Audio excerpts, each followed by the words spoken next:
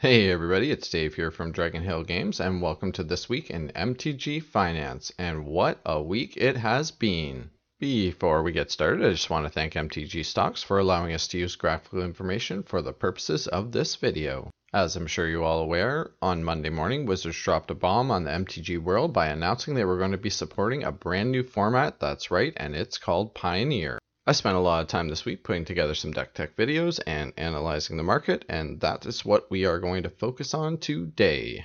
I'd like to start out first by offering my thoughts on Pioneer. First of all, I'd like to say that, you know what, I think this is an awesome new format. It's refreshing to see a nice change, especially from Modern. I mean, don't get me wrong, Modern's always been my go-to format and will probably end up being, my go-to format in the future. But it's nice to just kind of take a break from Modern and play something a little similar, but still have, a bunch of new brews to think about. With all of that said, I think there was some big mistakes in launching this format, and Wizards didn't really think this through very well. Firstly, and probably most importantly, stores were not prepared for a new format. And what I mean by that is, I simply just did not have the stock I should have had on hand to be able to provide a good selection of cards to my customers.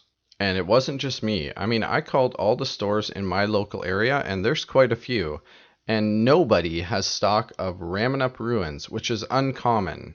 So if we don't have uncommons to give our customers in the store, there's a problem. Most of the stores in my area, including my own, were having tournaments for this brand new format this weekend. And players couldn't even get a deck together with the most basic of cards because the stock is just not around. So card availability is already leaving a bad taste in players' mouths about this brand new format. And secondly, I think launching without a reasonable ban list was a huge mistake on Wizards' part. Players are investing in cards like this and cards like this. And everybody knows that it's very extremely likely that these two cards, especially this one here, will be banned. This card is just really oppressive in control decks, and it also makes things like Combo and Jeskai Ascendancy just way too consistent. So if you're investing in this card, you have to do so with the understanding that there is an extreme likelihood that this card is going to be banned in the Pioneer format, in which case it's going to go straight back down to where it was post-Pioneer announcement. With all of that said, this is a great time to be a Magic the Gathering card investor. So let's have a look at a bunch of cards that have reached all-time highs and created awesome new selling opportunities. Whenever a new format comes into being, monocolored decks usually take center stage. And the reason for that is because they're easy to put together, easy to pilot, and generally light on the wallet because of the land package. So it's no surprise that Nykthos Shrine to Nyx is seeing fresh all-time highs. It's making appearances in all sorts of devotion decks and monocolored decks, so if you have more than your playset, now is a fantastic time to unload any extras. Speaking of lands, all of the fast lands from the Kaladesh block have seen massive jumps this week, especially the ones that pair well with Oko, so selling a card like this will net you more than triple what it was worth last week. Staying in lands for just a moment, Mana Confluence is one of the only cards in this format that can generate any color of mana, so it's no surprise that it's seeing fresh all-time highs, and unloading this card now will reward you with some healthy profits. Emrakul the Promised End is also up over 50% this week.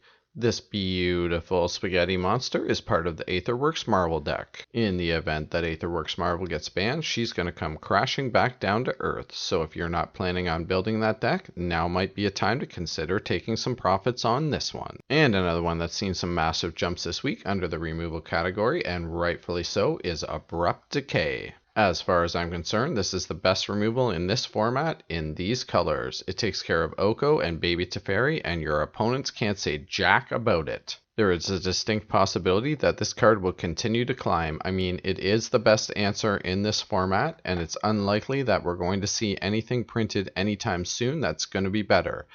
But regardless, these are the kind of spikes we look for as MTG investors. So if you're harboring more than just a playset, now's the time to unload and get quadruple what you would have gotten last week. And the last one I want to bring to your attention this week under the crazy spike category is Grim Flayer from Eldritch Moon. I'm actually placing this one under the hold category, even though it's worth nearly quadruple what it was a week ago. And the reason for that is this guy is just really good in this format, and I don't think there's any chance that he is ever going to get banned. He's not that powerful that he would require a ban, but he's just strong enough that he's going to be definitely extremely dominant in this format. If you're not comfortable holding on and you want to take some profits on this, I wouldn't blame you in the slightest. That said, I think there's a distinct possibility this card hits the $30–40 mark. He's just that good.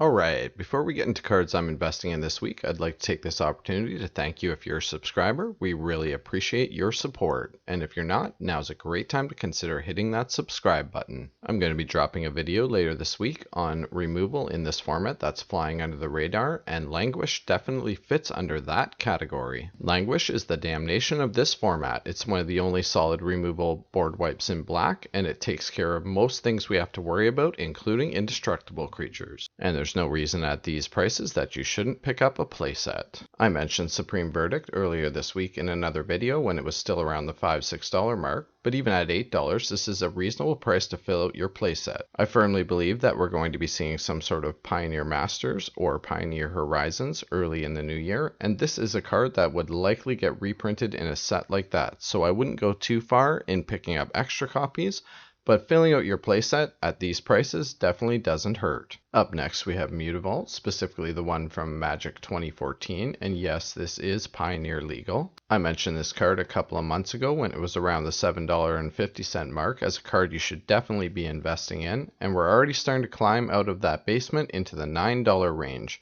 Even at these prices, this is an excellent card to be picking up because this card is going to make a huge showing in Pioneer with all the tribal that's going to be running around. And the last one I have for you today is a little bit speculative, but at this point in this new format, and especially at these prices, you almost can't go wrong. I've been watching some deck techs on this card, and it has the capability of doing some really busted things in this format. And at these prices, I highly recommend picking up a playset, if not extras, for future investment. Alright, I really hope you enjoyed this week in MTG Finance. We do this every Monday, so if you did, hit that like button, smash it if that's your thing, and we'll see you again soon.